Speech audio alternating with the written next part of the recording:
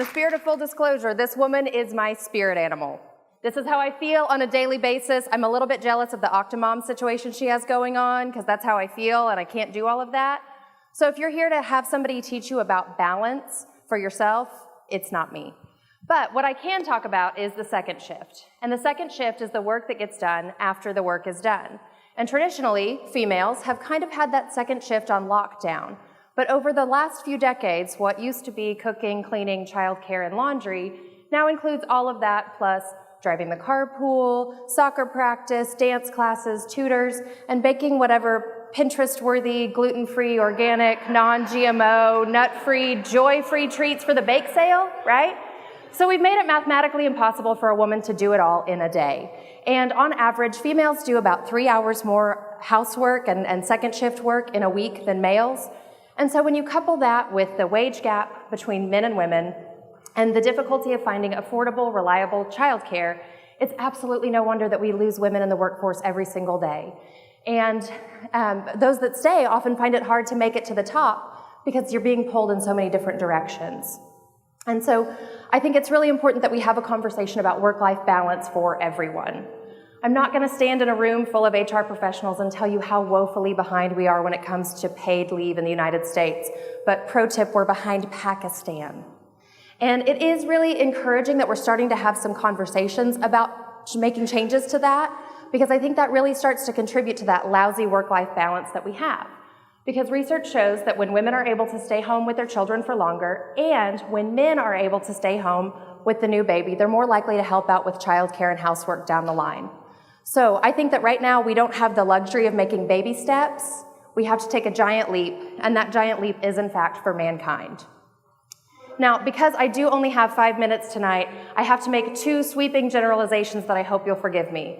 One, I know that every family is not made up of one male and one female. I know that families come in all different shapes and sizes. However, I think it's kind of interesting to note that same-sex couples reach a balance in the second shift that heterosexual couples don't, but that's another story.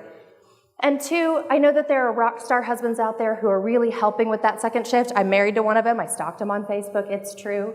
But for the purposes of tonight's talk, I'm just going to make those generalizations. And I also want to talk about a country that's getting it right. In Denmark, parents are given a year of paid leave to take after the birth of a child. And when they return to work, they're given child sick days, child nurture days, and their own sick, vacation, and holidays. They're also expected to leave work at 4:30 every day to go home and be with their families. And as a result, 80% of women with young children remain in the workforce, and by 2023, Denmark is expected to reach a balance in the second shift that other countries won't make it to for another 80 years. I can't be the only one who's Googling that right now. Am I right?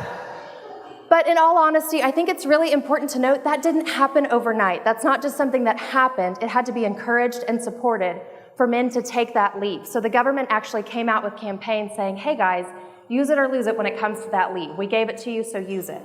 And I think that's important for us to remember as we begin to implement programs that benefit both men and women, is that it has to be supported and encouraged from the top. Because otherwise, men fail to take that leave because they think they'll be disadvantaged, passed up for promotion, or ridiculed and embarrassed for taking that leave.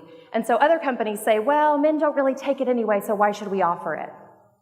I do think there are some glimmers of hope out there, like Etsy offering 26 weeks of gender-neutral leave for children, and Mark Zuckerberg, who famously took 2 months of paternity leave and spent most of that posting pictures of diaper changes and bottle feedings. And the cool thing is that he got a lot of likes for doing that. And I would argue that your companies will too if you offer work-life balance implementations for both males and females. And if you listen to nothing else that I say tonight, I have to throw the M word out there. And I think I'm the first one to do it tonight. Millennials.